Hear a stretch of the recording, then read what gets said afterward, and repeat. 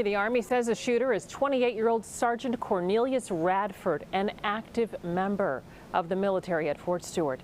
He's been taken into custody. He used a personal handgun and not a military weapon to carry out the crime. A U.S. Army ambulance leaves Fort Stewart Army Base in Georgia after a gunman wounded soldiers in the 2nd Armored Brigade Combat Team area. Multiple people injured. They have an active shooter on Fort Stewart. 5 soldiers were treated on site at the Army base. 2 of the 5 were sent to a Level 1 trauma center in Savannah because of the severity of their injuries.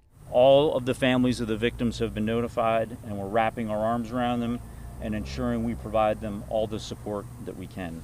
Thankfully, all are in stable condition and all are expected to recover. A member of the military police had his weapon drawn after learning 5 of his own had been shot as the situation continued to unfold. The Army identified the shooter as Sergeant Cornelius Radford from Fort Stewart. The shooting occurred at the soldier's place of work. It did involve his co-workers.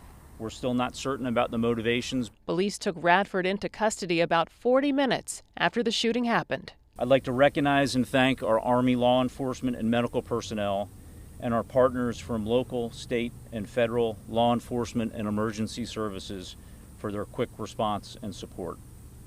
I would also like to thank the brave soldiers who immediately intervened and subdued the shooter. These soldiers, without a doubt, prevented further casualties. Now, part of the investigation is going to be looking into how he was able to get a personal handgun onto the base.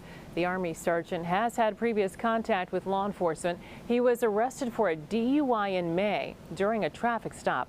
The military was unaware of his arrest. In the newsroom, Suzanne LeMignot, CBS News, Chicago.